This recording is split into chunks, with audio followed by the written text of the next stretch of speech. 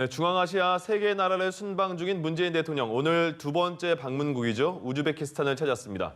미르지요예프 대통령과 정상회담을 마쳤고 잠시 후에는 우즈베키스탄 의회에서 연설을 할 예정입니다. 네, 우리나라 대통령이 우즈베키스탄의 의회에서 연설을 하는 건 이번이 처음인데요. 과연 어떤 메시지가 담겨 있을지 관심이 큽니다.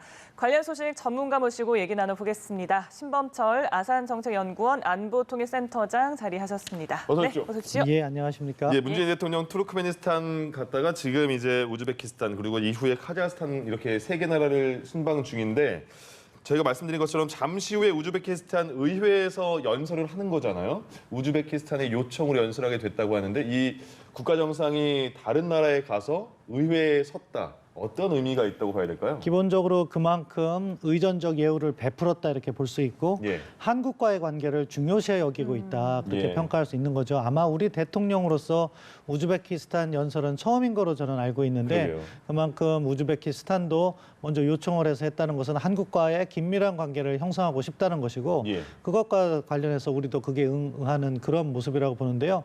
우즈베키스탄이 과거와 달리 최근 개혁 개방을 조금 더 강하게 밀고 나오는 것 같아요. 네. 그런 부분에서 좋은 호응이라고 생각합니다. 네, 우리와의 관계를 중요시하는 만큼 우리에게 있어서도 좀 중요한 역할을 할 것 같은데요. 지금 정부가 신북방 정책을 추진하고 있습니다. 이번 중앙아시아 3개국의 방문이 좀 어떤 의미를 지니고 있을까요? 기본적으로 우리 정부가 추진하고 있는 신북방 정책의 중앙 허브라고 볼 수 있겠죠. 결국 극동 지역과 유럽을 이어가기 위해서는 중앙아시아 지역을 지나가야 되잖아요. 예. 근데 전통적으로 이 중앙아시아 지역은 우리 외교에서는 약간 가려진 사각지대였어요. 네. 왜냐하면 우리가 그간의 외교를 보면은 강대국 중심의 주변국 외교를 많이 했는데 그런 차원에서 우리 외교의 지평을 넓힌다는 점에서 의미가 있습니다. 예. 그리고 우리가 중앙아시아 지역을 잘 몰라서 그런데 익숙하지가 않아요, 예, 아직. 그렇죠. 예. 과거 미국의 대전략가였잖아요. 브레진스키의 그 그랜드 체스판, 거대한 체스판이라는 책을 보면 예. 중앙아시아를 점령하는 사람들이 세계를 제패한다.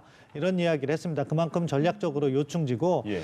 또 우리는 잘 모르지만 그 지역에 상당한 천연자원이 있습니다. 네. 그렇기 때문에 에너지가 부족한 우리로서는 중앙아시아의 협력을 통해서 우리가 부족한 것도 또 보충할 수 있는 그런 전략적 협력이 아주 용이한 지역이에요. 예. 거기다 한 가지만 더 말씀드리면 중앙아시아 국가들이 워낙 그 지역에 역대 강대국들이 워낙 그 영향력을 행사하다 보니까 네. 한국과 같이 좋은 협력 파트너면서도 정치적 영향력을 행사 안 하는 국가를 찾는 거죠. 그러니까 우리가 아주 좋은 파트너라는 인식을 그쪽에서 하고 있고 그래서 이번에 의회 연설과 같은 의전적 배려도 하고 있다. 저는 그렇게 평가합니다. 그렇군요. 네. 문재인 대통령의 신북방 정책의 허브의 위치에 있는 그 세 나라를 지금 방문하고 있는데 지금 네. 보니까요. 이번 방문에 지금 문재인 대통령이 이 세 개 나라 방문하는 타이밍을 봐서도 굉장히 중요한 시점이다 이런 얘기도 나오더라고요. 왜 그럴까요? 뭐 결국 우리의 뭐 북한 문제를 풀어가는 그런 과정에 있어서 예. 사실은 우리 대통령께서 남북 정상회담도 제안해 놓으신 상황이고 네. 북한의 김정은 위원장도 뭐 지금 북러 정상회담이 거의 확실시되는 그런 상황이에요. 예. 그런데 이 중앙아시아 같은 경우에는 과거 핵을 보유했던 카자흐스탄 같은 나라도 있는 거죠. 예. 그러면서 이 핵을 갖다가 스스로 포기하고 비핵 국가로 전환한 좋은 사례이기 때문에 그러한 부분에 있어서 어떠한 협력 사례가 있는지를 확인할 수도 있고 네. 북한에 주는 메시지도 있다고 생각하기 때문에 예. 적절한 시점이라고 봅니다. 그럼 카자흐스탄 같은 경우에는 핵을 스스로 포기하고 개혁 개방을 선택한 겁니까? 예, 그렇습니다. 그러니까 그 과정을 보면 일단 소련의 붕괴 과정이거든요. 예. 소련의 붕괴를 하는데 구소련의 핵무기를 개발한 핵실험장이 카자흐스탄에 있었어요. 예. 그리고 전략적 위치가 중요하다 보니까 카자흐스탄에 핵무기도 배치하고 있었던 거죠. 네. 그런데 이제 그 소련이 해체되면서 러시아로 들어가고 카자흐스탄이 독립하는 과정에서 이 핵무기를 어떻게 할 것이냐 하는 문제 제기가 됐던 거죠. 예. 카자흐스탄은 독립을 선택하면서 핵무기를 스스로 포기했습니다. 그런데 이 핵무기를 포기하는 것도 단순히 말로만 되는 것이 아니라 그 예. 이행에 여러 가지 과정이 있잖아요. 저희도 지금 느끼고 있잖아요. 그렇죠. 얼마나 예, 복잡한지. 이게 상당히 예. 어려운 문제였는데 그때 미국이 개입을 해요. 네. 그래서 넌루가 프로그램이라는 걸 만들어서 Cooperative Threat Reduction, 협력적 위협 감소 프로그램을 제공을 하면서 예. 그런 핵 이렇게 내려놓는 비용이나 이런 것을 미국이 다 제공을 하는 거죠. 그러면서 비핵 국가로 간 아주 모범적인 사례가 되기 때문에 예. 우리가 뭐 북한을 여기에다 과연 적용시킬 수 있을까 훨씬 더 복잡한 문제라고 생각하지만 네. 그럼에도 불구하고 좋은 사례가 아닐 수 없죠. 그렇군요. 네, 예. 비핵화에 있어서도 좀 시사점이 있는 그런 방문인 것 같은데요. 그리고 우즈베키스탄 같은 경우에는 개혁 개방 정책을 시행을 하면서 우리나라 기업들도 굉장히 많이 몰려들고 있는 그런 상황이라고 하더라고요. 예, 지금 방문하신 세 개 나라를 보면 약간 특징이 있는데 예. 우즈베키스탄 같은 경우가 인구가 제일 많아요. 네. 그래서 뭐 그래도 뭐 엄청나게 큰 시장은 아니지만 그렇기 때문에 시장으로서 가치가 있고 카자흐스탄 같은 경우에는 세계에서 9번째로 나라가 커요. 예, 그리고 예. 천연 자원이 풍부한 거죠. 다 각각 맞춤형으로 접근할 수가 있는데 네. 그렇기 때문에 우즈베키스탄 같은 경우에는 우리 기업체들이 진출할 수 있는 시장이 되는 거고요. 예. 그런 부분에 있어서 우즈베키스탄도 적극적으로 임하고 있기 때문에 그러한 경제 외교 상당히 필요한 시점이고 바람직한 방향이라고 생각합니다. 아까 말씀하신 것처럼 지금 저에게는 조금 생소한 그 세 개 나라지만요. 지금 화면 잠시 볼까요? 지금 현재 생중계되는 그런 현장 화면인데요. 우즈베키스탄 하원입니다. 저기서 이제 문재인 대통령이 연설을 한다는 거잖아요. 예, 그렇습니다. 예. 자, 어떤 메시지가 나올지 저희가 잠시 후에 문재인 대통령이 직접 연설을 하면 그 현장을 연결해서 그 내용을 듣고 다시 또 신 박사님과 얘기를 나눠보도록 하겠습니다. 지금 네. 사실 이 현안이 굉장히 문재인 대통령 입장에서 많아진 것 같아요. 그 대북 문제도 그렇고 지금 북미 정상회담에 대한 문제도 그렇고 남북 정상회담도 이어져야 되니까요. 지금 그런 일단 연설 전에 어떤 내용이 나올지 모르니까 큰 틀에서 보면 문재인 대통령이 지금 뭐 비핵화 문제 아니면 저쪽에서 의회에서 어떤 연설을 할지 약간의 예측을 해볼까요? 뭐 기본적으로 우즈베키스탄에 가서 하시는 연설이기 때문에 한 우즈베키스탄의 협력 필요성 예. 그리고 우즈베키스탄은 사실 우리하고 인연이 깊습니다. 네. 네. 거기에 타슈켄트 지역에 벽화가 있는데 예. 고구려 사진이 간 그림이 있어요. 그러니까 그런가요? 이미 거의 2000년 가까운 협력을 해왔던 거죠. 그런 역사적 의미 예. 그리고 협력의 중요성 강조할 거고요. 이제 북핵 문제는 저는 많이 안 하셨으면 좋겠어요. 네. 그러니까 네. 이쪽에 뭐 협력이 필요하다는 그런 메시지를 하고 왜냐하면 지금 북핵 문제는 우리 정부 뜻대로 쉽게 가고 있지 않습니다. 네. 그런데 너무 희망적으로만 내놓기보다는 예. 일반적으로 원칙론만 말씀하시고 돌아오셔서 문제를 조금 더 차근차근 하나씩 풀어가시는 그런 모습을 기대하는데 예. 뭐 대통령께서는 이 문제를 많이 다루고 싶어할 수 있기 때문에 약간 기다리면서 한번 지켜보시죠. 너무 네. 급하게 가는 것은 좀 좋지 않다 이런 말씀인 것 같은데요. 지금 네. 현장 다시 설명해 드리면 우즈베키스탄 하원 모습입니다. 잠시 후에 문재인 대통령이 저 현장 의회에서 그러니까 다른 나라 의회에서 연설을 하는 우리 한국 정상 중에서는 우즈벡 의회에서 처음 연설을 하는 게 되는 거잖아요. 예, 네. 그렇습니다. 이것도 역사적인 의미가 있네요. 예, 그렇죠. 결국 사실 국빈 지위를 갖다가 방문할 때 의회 연설을 제공하는 거거든요. 네. 그런 식으로 의전적 배려를 하는 것이고 또 대통령께서 결국 우즈베키스탄의 의회라는 것은 무엇입니까? 그 국민을 대표해서 오는 거기 때문에 우즈베키스탄 국민 전체에 대해서 대통령의 메시지가 전달된다 이렇게 보시면 예. 그 의미의 중요성을 알 수 있겠죠. 그렇군요. 네. 우즈베키스탄 국민도 사실 한국 대통령이 이렇게 연설을 하는 걸 또 처음 보게 되지 않겠습니까? 좀 친숙해질 수도 있는 기회가 될 것 같아요. 예, 뭐 그만큼 가까이 다가갈 수 있는 좋은 그런 기회라고 생각하고 그래서 아마 대통령께서도 연설문 작성에 상당히 심혈을 네. 기울이셨을 거라고 생각해요. 그래서 한 우즈베키스탄 협력에 대한 우리의 의지를 잘 반영시키는 것이 그래서 중요하다. 조금 북한 문제를 많이 하면은요 네. 그런 네. 것들이 퇴색되거든요. 그래서 딱 맞춤형으로 이렇게 가야 되고 카자흐스탄에 가면은 북한 예. 문제를 조금 더 많이 넣으셔도 돼요. 어. 비핵화가 걸려 예, 있으니까. 그쪽에는 예. 자기 스스로 그걸 내려놓았다는 것을 상당히 자부심을 느끼고 있어요. 예. 카자흐스탄 사람들은 평화를 위해서 우리가 스스로 핵을 포기했다고. 그렇기 때문에 거기에는 그 메시지가 맞는데 예. 우즈베키스탄에서 그 말씀을 많이 하시면은 약간 이쪽에서는 왜 저 말씀을 많이 하시나 그럴 수도 있기 때문에 예. 아마 기획 단계에서 잘 준비가 돼서 한 우즈베키스탄 협력을 중심으로 하는 내용이 주를 이루고 예. 북한 문제와 관련해서는 뭐 우리의 평화 체제나 이런 것을 지지해달라는 그런 간단한 메시지가 나오지 않을까 그렇게 생각합니다. 예, 네. 그러면 지금 연설하기 전에 한 가지 더 여쭤보자면 조금 전에 그 카자흐스탄의 비핵화 문제를 말씀하셨잖아요. 비핵화가 되는 과정 그리고 이후에 개혁 개방을 선택하는 과정을 말씀해 주셨는데 그렇다면 북한과 바로 연결시킬 수 있을까까지 말씀해 주셨지만 그래도 북한 입장에서 아니면 우리가 그 두 국가를 봤을 때 어떻게 느낄 만한 시사점? 북한이 느낄 만한 그런 점이 뭐 있을까요? 예, 결국 큰 틀에서는 핵을 내려놓으면서 경제적 성장을 택한 모델이 필요하다. 국가 예. 성장에서는. 그런 것은 북한에게 교훈이 되겠죠. 끝까지 핵을 내려놓지 않고 경제적 어려움을 겪느니 과감하게 핵을 포기하면은 북한의 경제적 미래가 있다. 그리고 체제도 안정적이다. 이렇게 얘기할 수 있죠. 예. 지금 바로 그 방금 전에 이제 올해 사퇴를 한 카자흐스탄 대통령이 있어요. 네. 27년 동안 집권을 하면서도 예. 핵을 내려놓고도 충분히 집권을 했어요. 어. 그거는 김정은 위원장에게도 좋은 사례가 될 수 있겠죠. 그러네요. 그렇기 때문에 너무 핵에 집착할 필요가 없다는 것은 북한에 대한 좋은 메시지인데 예. 핵을 내려놓는 방식은 지금 북한이 접근하는 것과 전혀 반대예요. 우즈베키스탄 같은 경우에는 지금 뭐 빅딜이니 스몰딜이니 이야기가 나오는데 네. 빅딜을 한 거예요. 예. 핵을 내려놓겠다는 그러한 큰 로드맵에 합의를 해서 단계적인 이행을 한 건데 북한은 지금 단계적 이행만 하겠다는 네네. 거잖아요. 그렇기 때문에 카자흐스탄 모델을 북한에게 지금 당장 받아라 하면 북한이 안 받겠다 이렇게 나올 때 이제 이렇게 나오는 접근을 할 텐데 예. 아무튼 그런 부분은 우리가 시간을 두고 풀어야 된다. 네. 지금 당장 모든 것이 풀리지 않을 수가 있기 때문에 예. 비핵화 원칙은 확실히 견지를 하고 그리고 북한을 설득하는 과정은 일관성 있게 가는 예. 그러한 지혜가 필요하다고 생각합니다.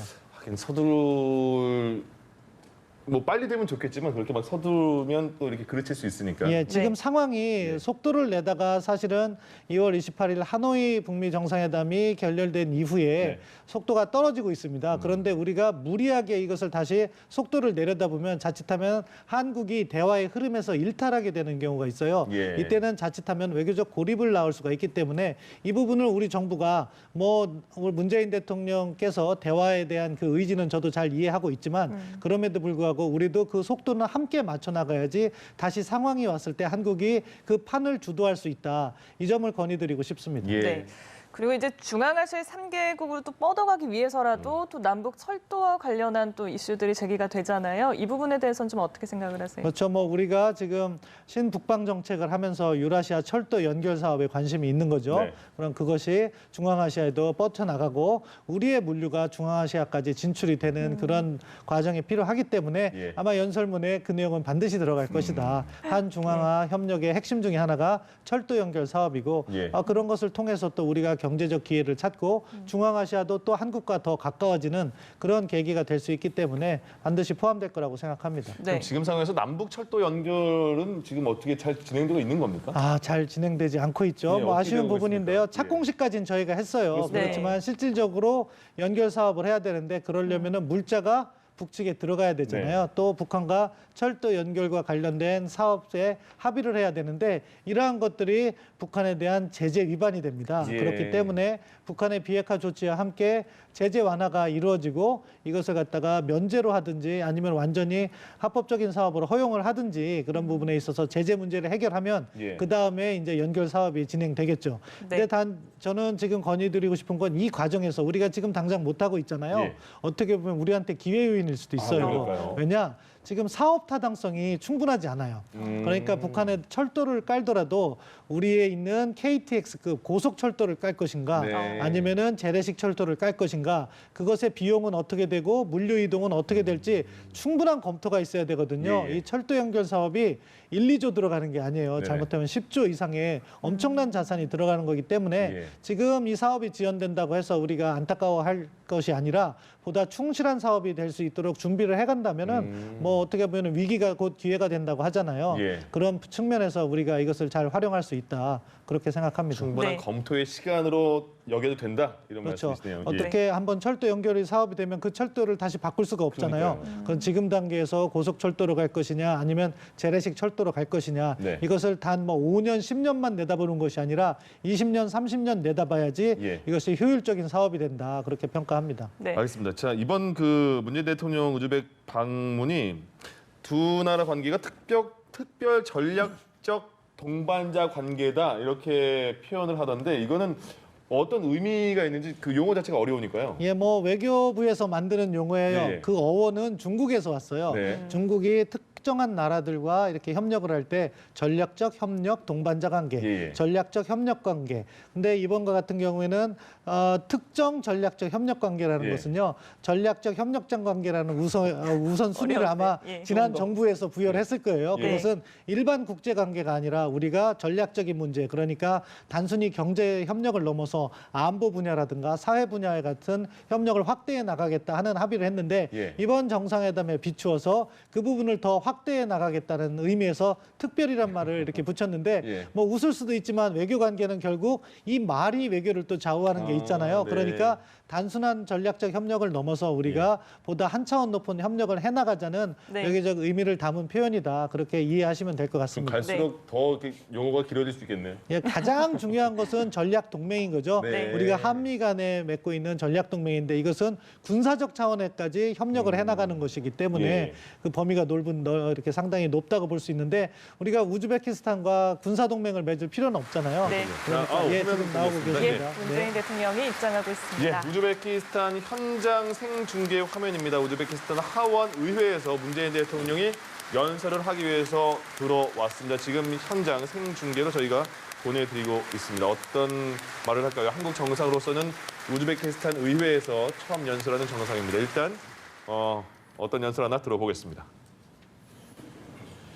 아마 지금 소개를 받는 과정에서 앉아 계실 거예요. 아, 지금 예. 나오죠. 예. 우즈베키스탄 그 의회 의장일 텐데 이제 문재인 대통령을 초청해서 연설을 듣겠다 그런 메시지가 나올 겁니다. delegatsiya 네. a'zolari, hurmatli deputatlar va senatorlar.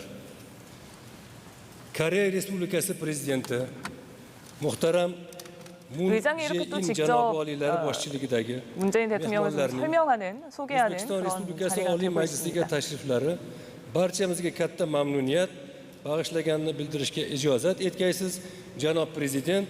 O'zbekiston 어떤 parlamentiga 메시지를 예, 뭐 우즈베키스탄에 방문하셔서 감사하고 이번에 특별히 연설의 기회를 갖겠다. 그러면서 이제 문재인 대통령을 소개한 것 같습니다. 의원들이 다 그림을 해서 문재인 대통령의 박수로 맞아주고 있습니다. 잠깐만 있으라고 하는 그런 것 같은데요? o'zining yuksak 아직 안 taraqqiyoti, 끝났군요.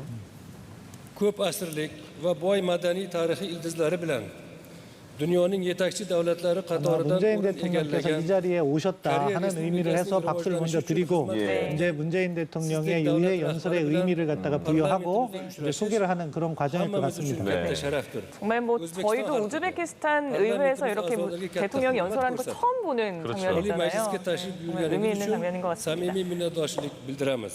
Shuni quvonch bilan 앞서 말씀드린 것처럼 지금 시기도 굉장히 적절한 타이밍이고 그리고 신북방 정책과 연관이 될 수밖에 없는 3개국이고 그래서 어떤 메시지를 문 대통령이 내놓을지 그리고 이후에 또 신북방 정책의 협력적 변화는 어떻게 일어날지 한번 메시지를 기대해 보겠습니다. 네. olib chiqdi.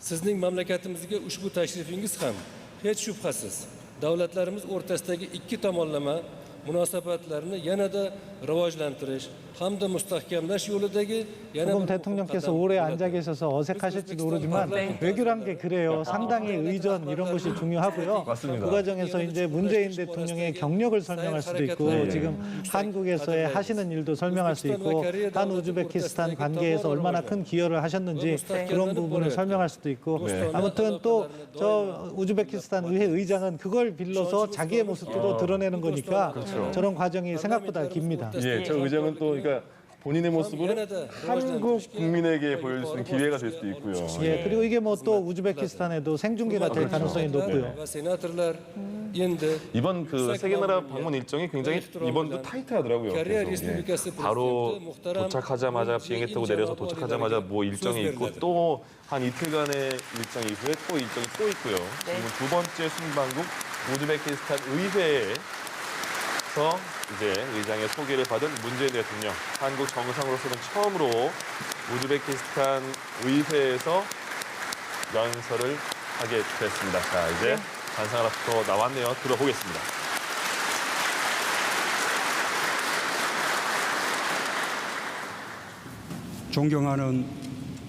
존경하는 우즈베키스탄 국민 여러분, 니그마틸라 율다셰프 상원의장님, 누르딘존 이스마일로프 하원의장님과 의원 여러분, 아살룸 알레이쿰.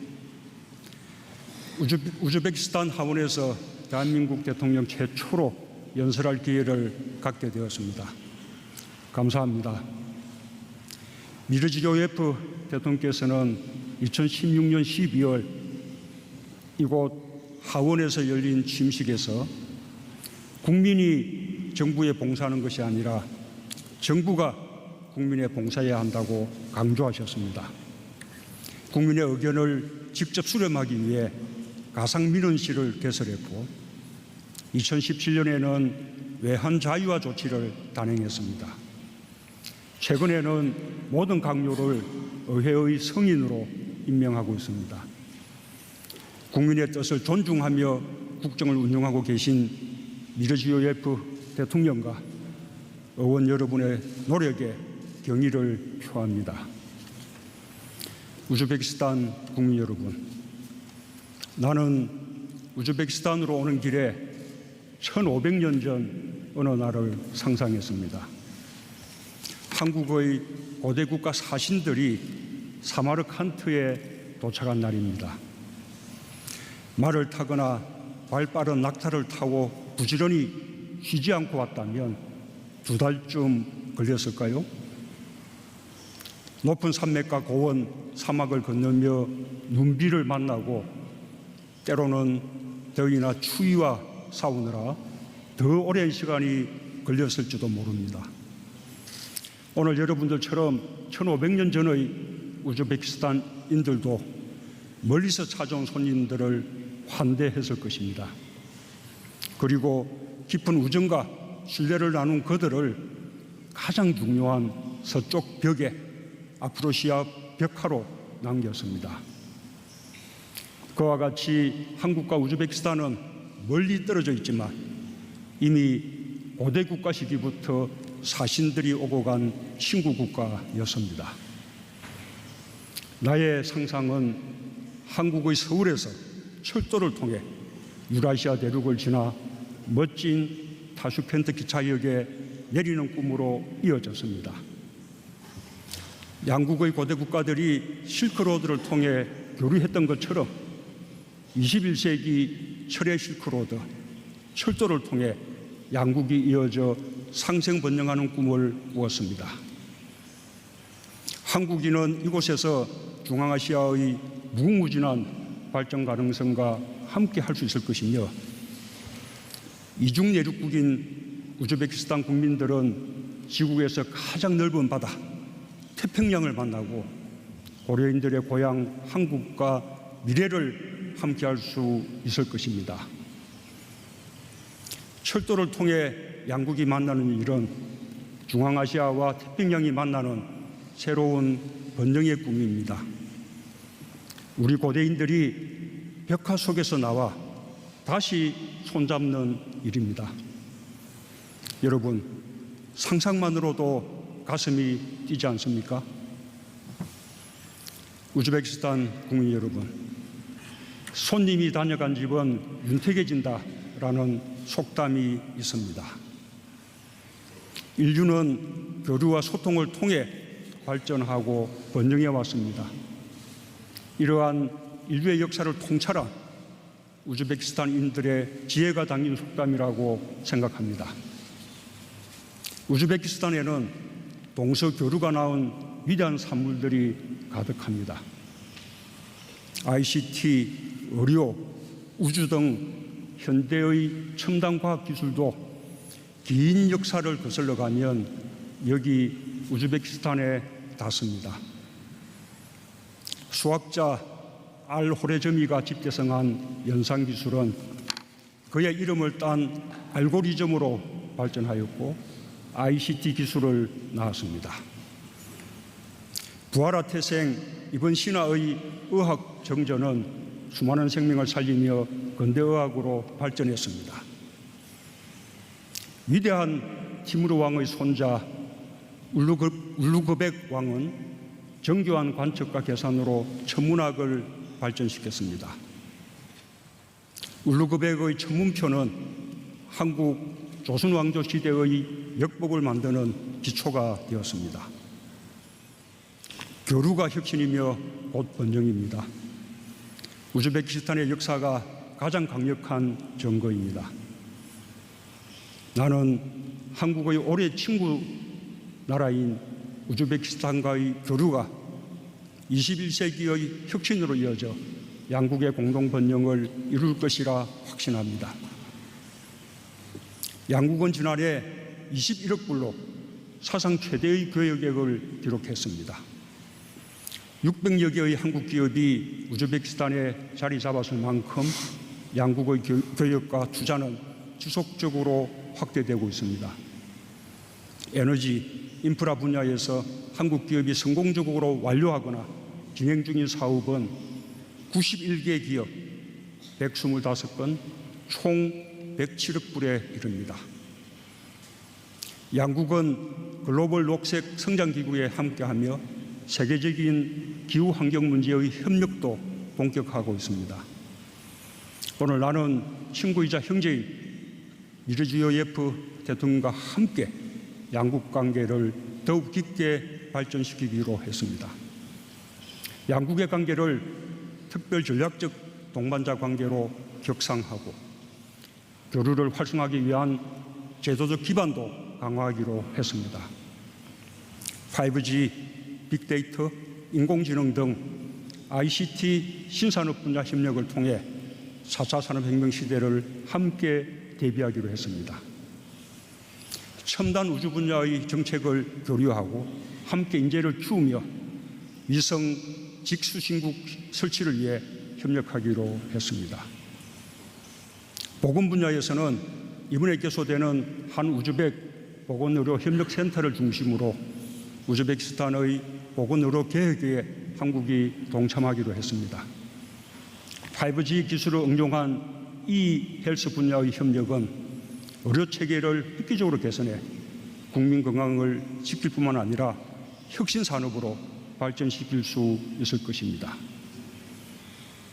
우즈베키스탄은 2017년 국민 대화 및 인간 권익의 해, 2018년에는 기업 활동 및 혁신의 해에 이어 올해를 투자 및 사회 발전의 해로 선포했습니다.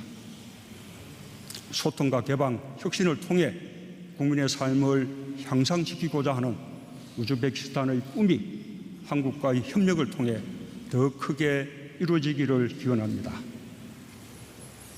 존경하는 우즈베키스탄 국민 여러분, 우즈베키스탄은 한국에게 특별히 고마운 나라입니다.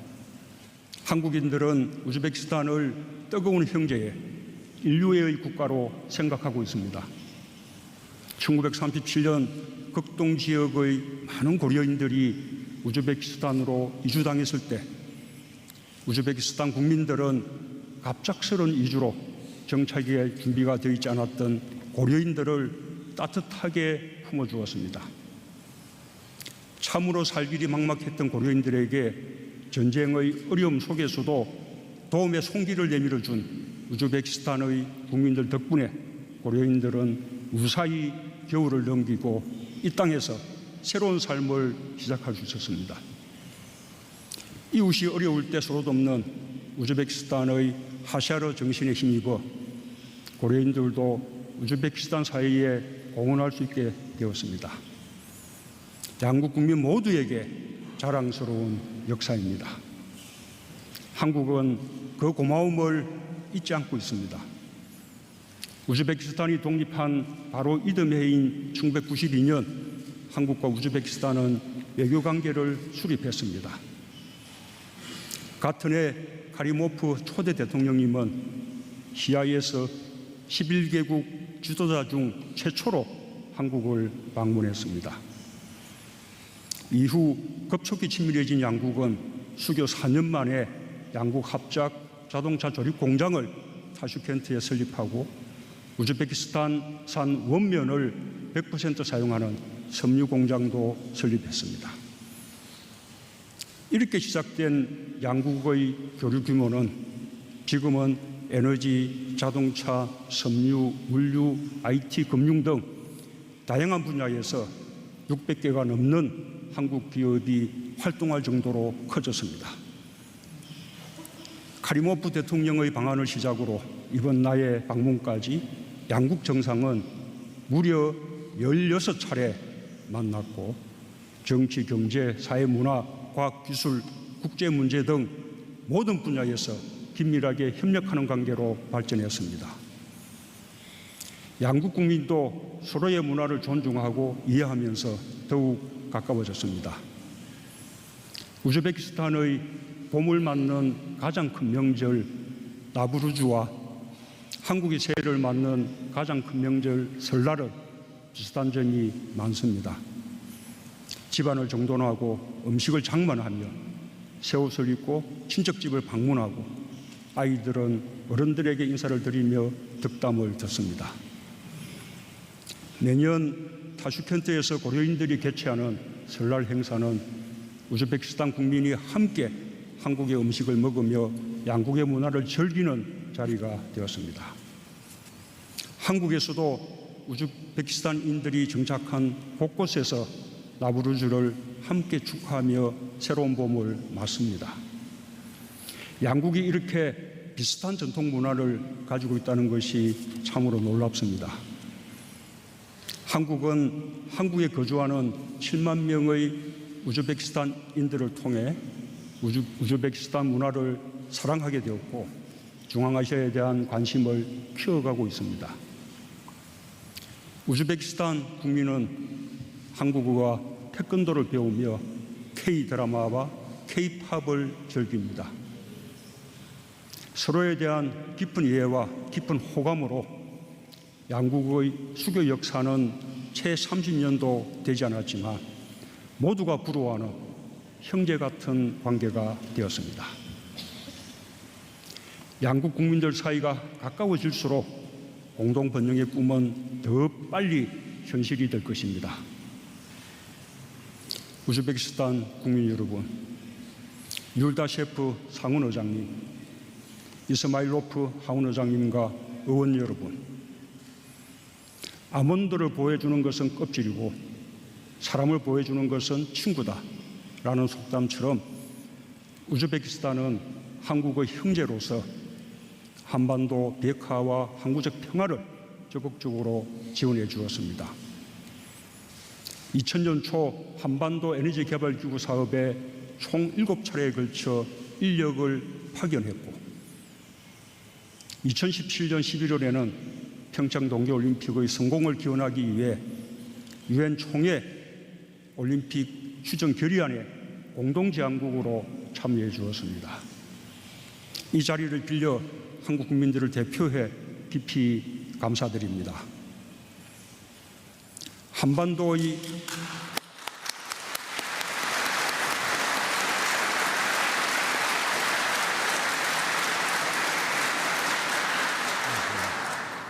한반도의 항구적 평화는 우리의 공동 번영과 이어져 있습니다.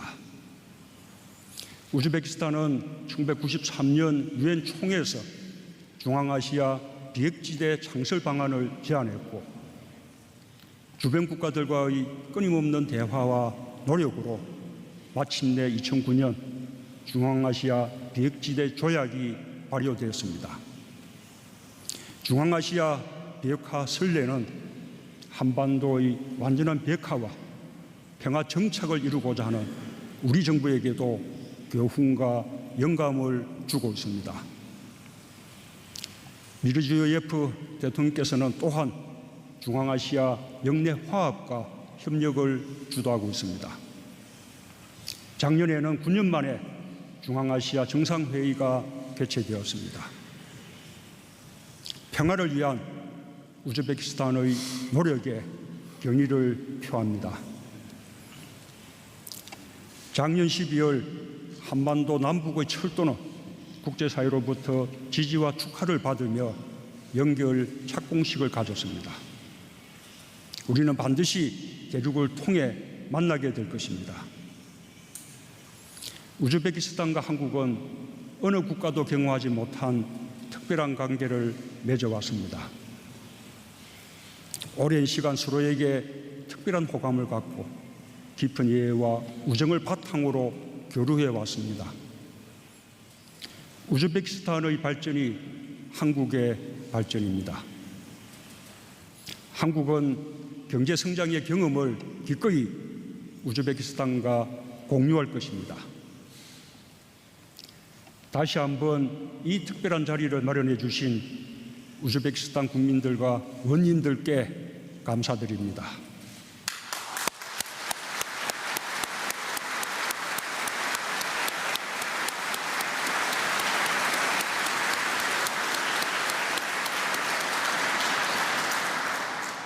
이제 양국의 교류는 혁신과 번영으로 이어질 것입니다. 우리는 서로의 벽하에 새로운 교류의 역사를 새길 것이며 우리의 후손들에게 양국의 형제애를 영원히 남길 것입니다. 라흐맛, 감사합니다.